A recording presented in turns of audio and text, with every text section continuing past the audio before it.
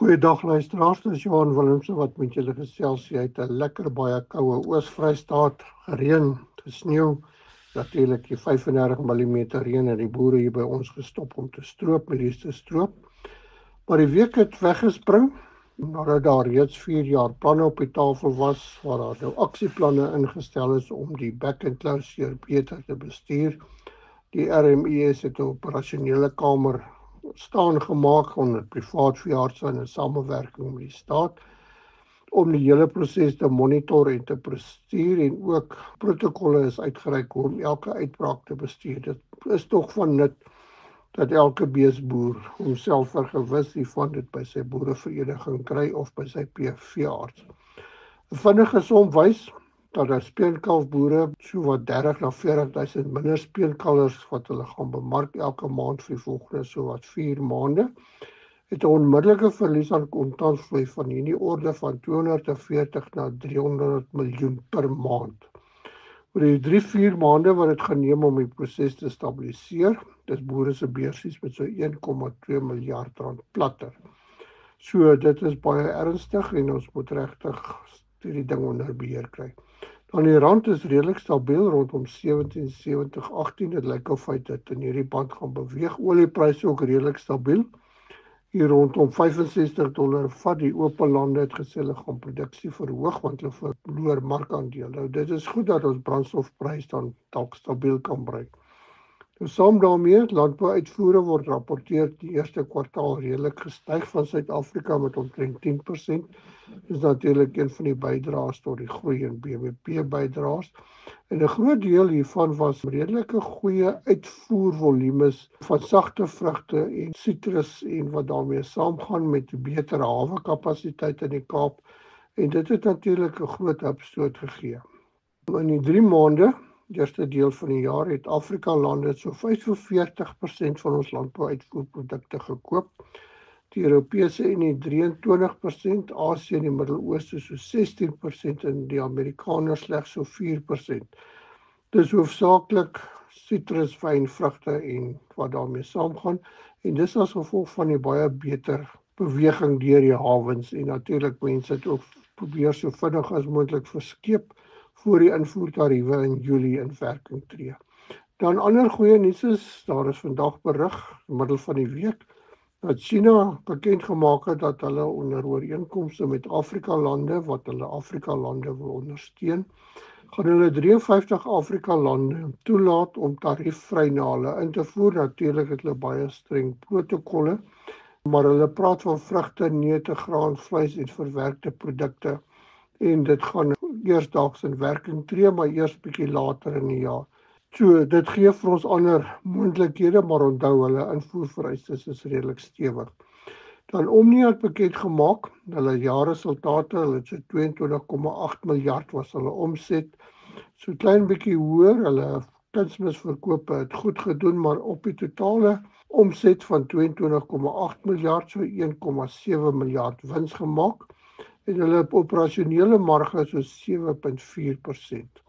En die helfte hiervan gaan aan die landboukunsmis, onthou hulle opereer in kunsmis en natuurlik in die mynboubedryf. So hulle het 'n goeie jaar gehad, onthou so 'n klompie jare terug was hulle in baie diep moeilikheid. So kom ons vat 'n advertensiebreek, dan kom ons terug en gesels bietjie oor die verloop van markte. Elke boer se behoefte en verwagting van versekering lyk anders, en joune waarskynlik ook.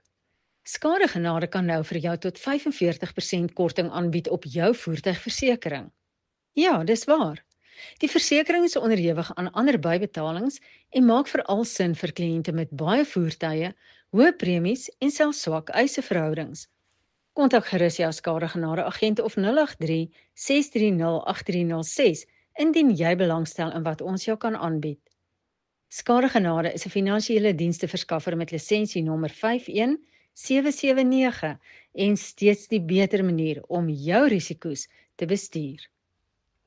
Welkom luisteraars. Ja, voorlopige vooruitskattings van die Verenigde Nasies se Voedsel- en Landbouprogram wat hulle vir die volgende 2025-2026 uitgegee het, sê hulle redelike herstel in koringproduksie, dan ook redelike herstel in mielie, rys en sojaboonproduksie. Hulle sê natuurlik daar is tog heel wat onsekerhede veral in die noordelike halfrond En dan sê hulle ook April maand in die noordelike halfrond was die tweede warmste maand op rekord gewees. Nou mielieproduksie verwag hulle so 3,8% hoër. Die grootste toename is in Amerika. Onthou Amerika beplan om so 95 miljoen akker mielies te plant, is 'n nuwe rekord. En dan ook Brazil, China, Europese Unie en onthou ons oes is ook heel wat groter. Voorrade verwag hulle gaan ook redelik herstel. Hier by ons die stroopproses was stadig die week. Daar is so 1,8 miljoen ton gelewer van die 14,6 miljoen ton oes.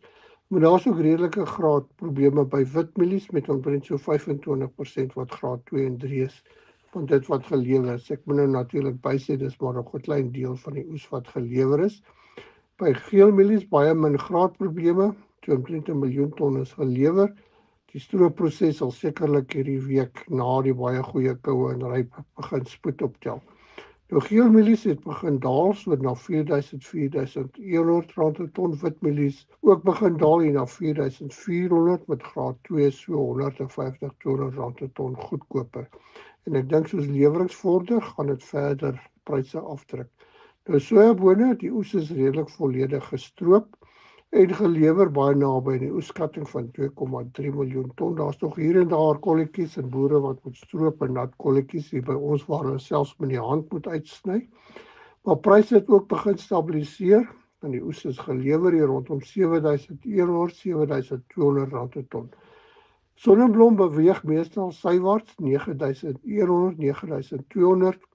Teleurstellende opbrengste en die kwaliteit is regtig nie wat dit moet wees nie. En so wat 70% van die verwagte oes is gelewer.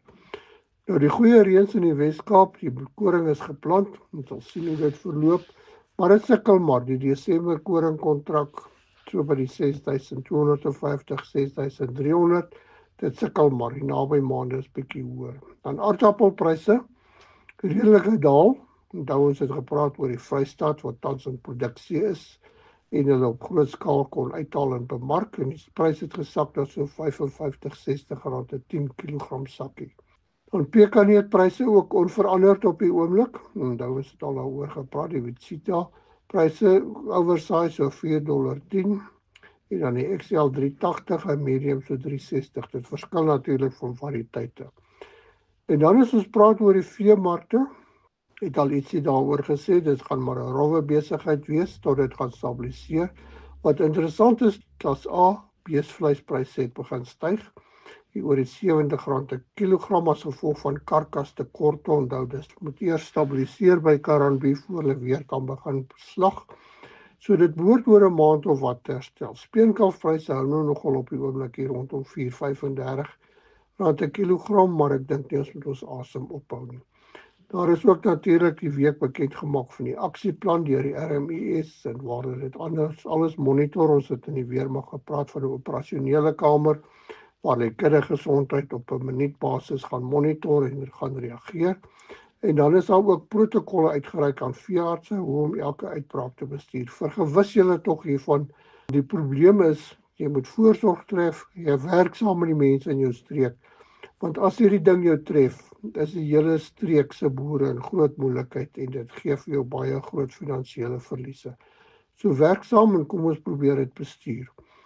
Dan onthou ook, die vleis is veilig vir menslike gebruik. Daar is nie 'n probleem daarmee nie.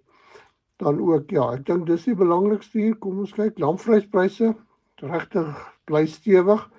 En party plekke tot 110 rand per kilogram. So tussen 100 en 110 blyk dit by beweeg dit verskil van streek tot streek. En dankie vir julle wat die pryse deurgee. Skaapvleis uitvoere loop goed. Die voetwerk is in plek rondom bek en klou en natuurlik met wol ook. Naspeurbaarheid bly baie belangrik. Ek het nou inligting gekry dat hier is voetwerk aan die gang om redelik skaapuitvoere verdere hulp so te gee om vir boere 12 maande uitvoer kontrak aan te bied, maar jou naspeurbaarheid moet in plek wees. Dus so 'n plan sal jou baie kan help, so 'n kontrak, want jy kan daarmee finansiering doen, jy kan jou kontantvloei daarmee bestuur en hou tog op om altyd te dink jy gaan 'n premie verdien. Ek dink dis regtig belangrik, marktoegang, konstante pryse en jy weet jy gaan jou geld kry. Dan varkvleispryse nog op die oomblik sukkel, maar deur die winter, na die winter begin dit styg. tans so by 32-33 en die hoenderpryse het begin opwaarts beweeg. Natuurlik as gevolg van die minder invoere uit Brasilië hier op die oomblik hier rondom R35 per kilogram. Nou dis die nuus vir die week. Groete van Johan Willemse en warm bly.